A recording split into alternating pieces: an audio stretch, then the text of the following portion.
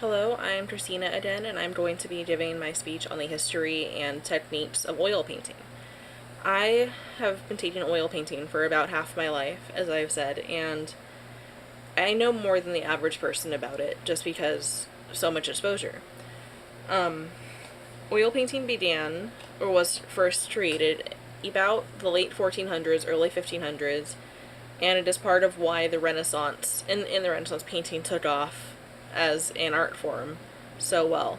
It's because up to that time, most artists used either just frescoes, which is literally mixing paint into, or pigments into plaster as it was being put on the wall, and that's what a lot of, like, the School of Athens and the Last Judgment by Michelangelo and the Sistine Chapel ceiling, that those are all frescoes. One of the more famous artists to initially use oil painting was, of course, Da Vinci. And the Mona Lisa is one of the examples of oil on canvas, or maybe panel, I'm not sure. And it's partly due to that the painting has survived as long as it has in such good condition. Because up until that time, egg tempera was used, which was mixing pigments with egg yolk or egg white to stick that to the surface you were painting. And that, as you would imagine, rotted away over time or would be affected by mold and mildew, much more so than like oils would when they dried.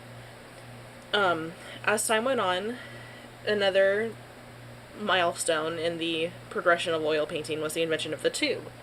I actually have some. Oil painting came in tubes and starting in about the late 1800s, which is part of why the Impressionists took off and used so much more paint on their canvases. If you look at their works compared to those who came before them, the ones who come before them, the layers of paint are very thin and almost indistinguishable from each other. Sometimes they're see-through and all of that.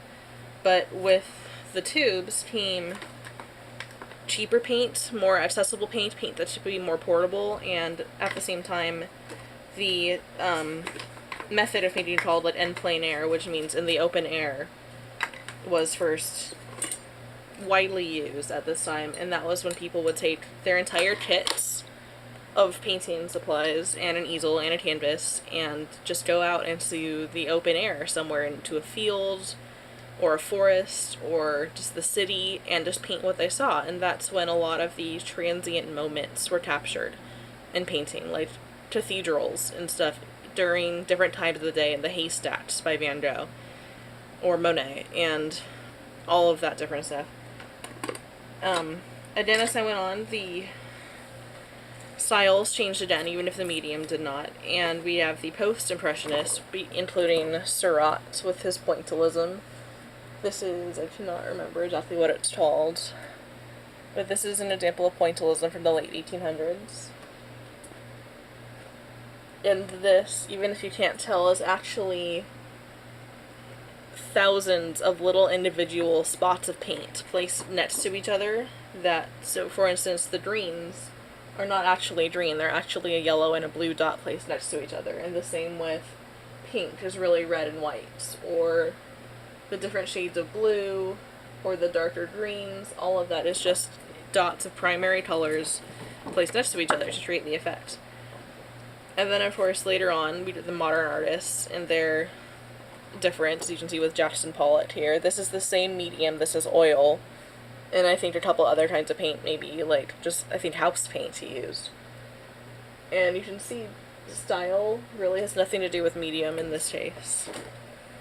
See, and also, I've told you that I've been a painter, and these are some of the paintings around my house. You can see there's some that I've done, some that my dad has done, some that my brother has done, and they're all over. We have the whole wall with 9 paintings on them, and maybe even more. And then there's some around the corner, there's some in the living room, one in the dining room. We actually have more in other rooms of the house, and some are literally just packed away in closets, because we have so many, because we've all painted for so long, and we have nowhere to put them at this time. And so yes, as you can see, I am fairly passionate about this subject because it's something that I know so much about, something that I genuinely enjoy. There's just something to me about taking a blank canvas and making it into something new, into something beautiful, that it's almost like magic for me. And so this is one of my favorite things in life, oil painting. Thank you very much.